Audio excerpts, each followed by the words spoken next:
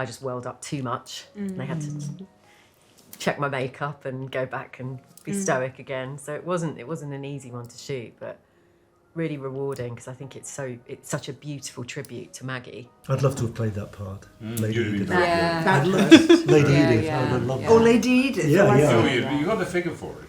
Yeah. Her story just sort of continues. Like Carrie Bradshaw, there's something about falling in love with these, like, you know, these women where you want to see them be independent. There's a strength to them there.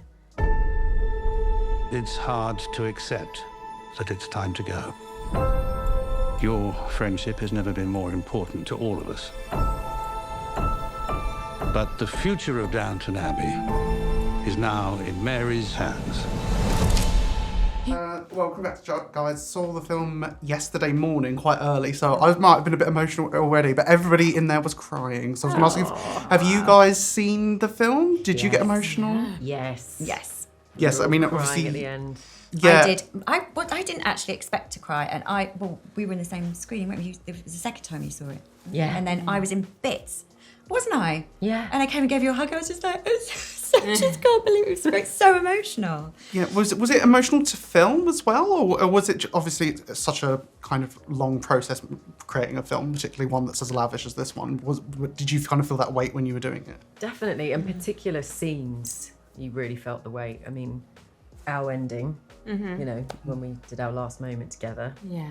And the characters are actually leaving one another. So that was, we really were sort of holding it back. And our goodbye, I felt that was quite a tough one. So it's definitely those moments actually where the characters are also saying goodbye were quite hard to play. Yeah, I mean, particularly that last scene. What was that like to film? Because obviously there's a lot of, should we say, cinematic trickery going on. But so what was it like to be kind of in the room for that? Well, that was actually added. That was sort of an addition during filming. That was an idea from the creatives, and Simon Curtis was really adamant that they put something in like that when you see Mary kind of remembering those moments within the hall. It was really hard to film that, I have to say. I found it really difficult because Mary's so stoic. She's not someone that sort of bursts into tears, and that's all I wanted to do. Yeah.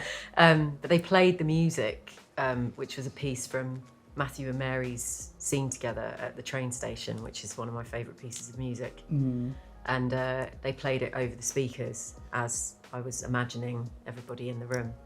And it took a few takes because the first take, I just welled up too much. And they had to check my makeup and go back and be stoic again. So it wasn't an easy one to shoot, but really rewarding because I think it's such a beautiful tribute to Maggie at the end.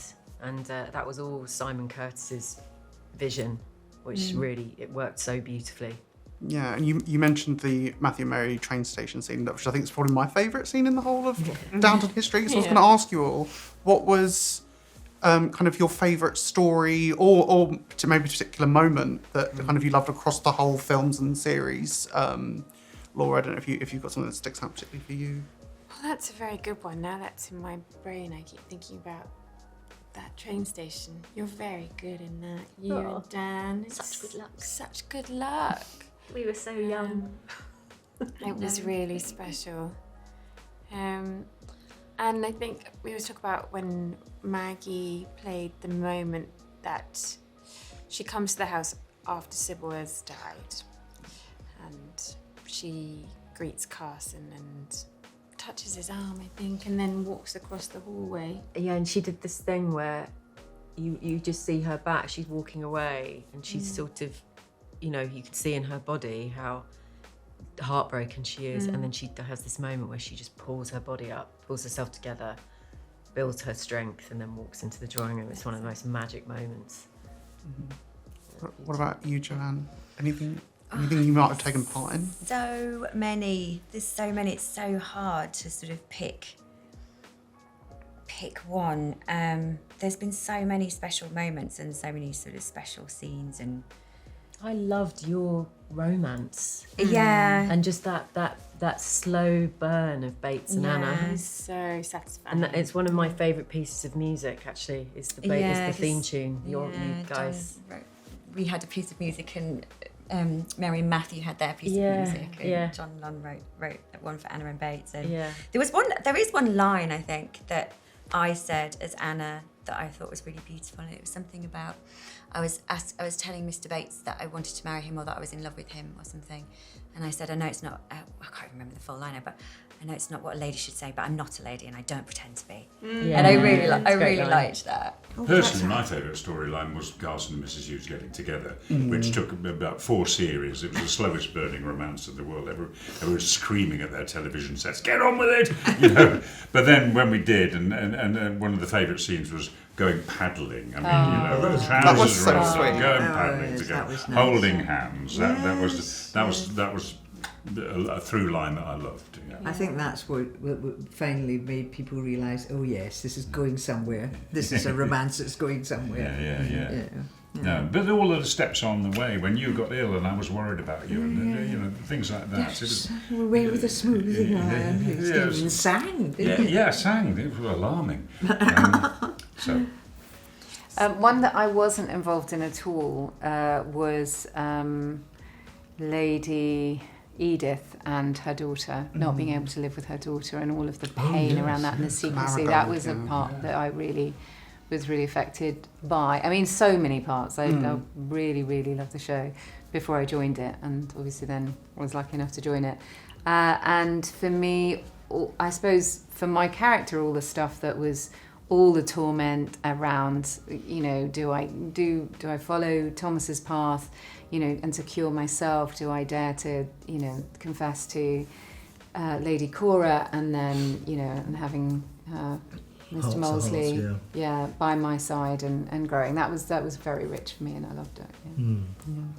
Well, personally, I loved the storyline that I had after the death of Matthew, and so he suddenly becomes redundant. You know, he doesn't have a place at Downton anymore, and eventually he has to sort of go back as a footman. I loved all of that. But I also, the storyline I wasn't involved with, but partly involved with, was the evolution of Daisy's character. I loved when we think back to the first series when she was kind of carrying a coal scuttle around, and that's, you know, she was kind of an invisible character, and how she slowly evolved, and you know, seeing her being educated and everything, that was lovely. Yeah. And also, I mean, it's the female characters really. Yeah. I also loved the development of Laura's character, Lady Edith. Yeah. How she became kind of much more important. She was kind of the forgotten sister upstairs, really, the invisible sister. She was just expected to get married, but she kind of found a path for herself through journalism, and then Well, I thought that was a lovely story. Being left at the altar, I And mean, being- so yes, much yes. agony for her as a character. Yeah, Yes. she was quite tragic, and then it's kind of come out the other side. And of she's it. really, and you really see her strength in this film. I love. I'd love to have played that part, Lady you'd be Edith. great. Yeah. Bad luck. Lady Yeah, Edith, yeah, I would have loved yeah. Oh, Lady Edith. Yeah, oh, I yeah. thought- Oh, you got the figure for it. Yeah. Starting off with Baxter and Molesley, how would you describe where they are currently in At the beginning of the film. The beginning of the film, yes. Yeah. To not spoil. Well, I think he's found himself in a place that he didn't expect, and so he's got a bit of money, and so he's enjoying spending it and providing, and I think he thinks that by doing that, that's his job done. You know, because I think there was a time back then when, you know, if you provided, you know, a house and what have you, then, you know, that's pretty much your part of the relationship sorted out. And I think he's beginning to realise that maybe he's letting the side down a little bit. Well, Over to you, Raquel. yeah, I mean, how wrong could you be? He also has writer's block, and he's really racked. So there's two things. One is that there's kind of no connection between them, and there was so much connection before they got married. Yeah. And we really thought that this was going to be happily ever after, both of us and the fans and everything. But unfortunately, there is no connection because he's so wrapped up, and it's all about the writing. And I think he's kind of beating himself up, so worried and that he can't maybe sustain this, or that it was a one-off or whatever. And he's not letting his biggest kind of ally in to help. Yeah. Luckily, she sticks around, and the film for them is in part a big part about how we work that through, or do we? Yeah. As creatives, do you have sympathy with Molesley? He wants to put his art Yeah, first. there's sort of the anxiety about whether he's sort of whether he's chosen the right path, and it's he thought it was going to be fairly easy, and it's not, and there's a lot of anxiety around keep coming up with stuff all the time, and that's what kind of feeds his sort of he doesn't cope very well with it, and It's only just occurred to me that I wonder if Julian has these, tearing things up and throwing them in the bin moments. Yeah, Presumably he does. Is Molesley his author avatar, do you think? Is that how he's manifesting himself in the film? maybe. Yeah, maybe. Well, don't you say something about sort of actors are nothing without a good script, which is true enough. But then also you say actors can make a script as well. Yes. So he sits on the fence He there. realises that towards the end, I think. So you can't make it mind up. But with Carson, how are we finding these two in this? Carson. Yeah. How are we finding the two of them in this film? Obviously, they've been quite steady and strong for quite some time now. Yeah, Carson's obviously not going to cope well with retirement. No. How could he? I mean, if you've been in service for 50 years, how can you cope with, being chucked out? I mean, not chucked out, but having to retire. I mean, Yes, unless it's been due to the fact that you can't walk anymore. Yeah, which I obviously can. Barely, but yes. And so poor Mrs. Hughes is having to struggle with keep him happy, keep him out of the house, because that's all he's known. That's all he's known all his life, and it'd be very empty. So you deal with me very well. I think so. Yes. It must be tough, mustn't it? Yeah. Well, how would you? Sort of suddenly your whole purpose in life is Life has been ordered by a bell, dinner bell, dressing bell, breakfast bell, very regimental. Routine, regiment, everything in right its up place. his street. Right up Carson Street, and then there you go, retire and do what? Grow turnips. Yeah. There's only so much your garden can Absolutely. use you for. Yeah. So, that's where we see that, him not really being able to cope. With life has moved on. Can't wait to get Mrs. Hughes back in the house. Hey baby. Well, one of my favourite scenes in the film was actually a scene with Mrs. Hughes and Mrs. Patmore, where they have quite a little exchange, which is kind of played for laughs, but it's actually quite touching, considering the sort of subject matter and for kind Yes, and because we're women of a certain age talking about things which people think's just for young ones. Don't you say it's terrific fun? Yeah, I mean, that was a lie. Can you imagine it being terrific You've fun got to with tell her Carson? that,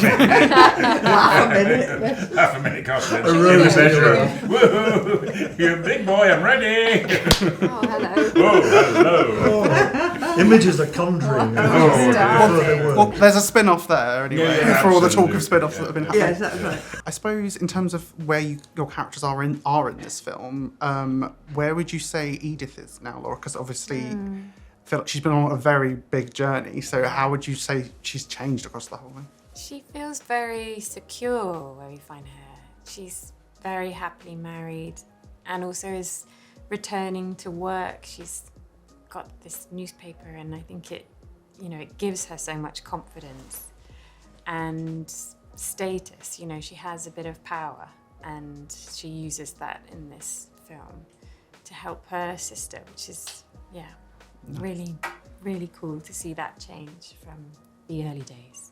Yeah, she feels really anchored, Edith, Yeah. and I think that's why Mary leans on her, because she needs someone to, hold on to and to help her through this, predicament that she's got herself in. So it's such their dynamic has always been so brilliant, and for us, this film was like the last great kind of moment between the two of them, which we hadn't really seen before. Yeah, it's really special and very moving. Again, we had to be careful not to play the end of the world for them, because I think it'd be very easy for us to get emotional when we were doing that scene at the party. Yeah.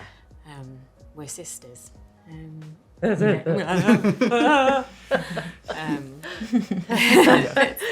we go again. We had to keep it together. And obviously Mary's essentially wearing the scarlet letter throughout this film, Yeah. getting a lot of attention. Obviously divorce was obviously a big issue back then.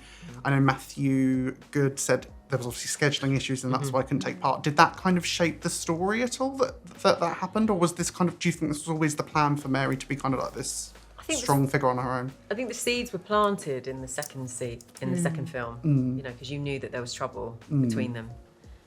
So I think that was the plan quite early on, that they would divorce, and whether Matthew would be part of that in the movie. I think it wouldn't have, you know, it would have, had he have been in it, I think the story still would have remained the same. So it was definitely something that I saw coming. I mean, I love that Mary ends up independent and that it's not kind of neatly tied in a bow romantically. And I think that's something that we've always, you know, loved about her, is that it's sort of not conventional and her story just sort of continues. Like Carrie Bradshaw.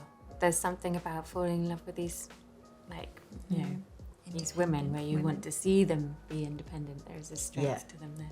Exactly, she's the original. She's the original. Original character. I love that comparison. We just needed her dancing around at the end. Exactly. Yeah. In terms of ending, obviously, it ended before with the series. Obviously, you never know what could happen if it ever got revived. Would that be something you want to do? Any of you? No. Or you feel very happy with how it's been left? I'm very happy. I mean, I think you don't want to outstay your welcome, and I think this has wrapped it up beautifully. Yeah. So It does feel like the right time, doesn't it? Yeah. But if they do come with the spin-off with Carson running a massage parlour somewhere, then who knows? One might be open to offers. Wow. Yeah. Interesting tone, that series. I feel like that was strong.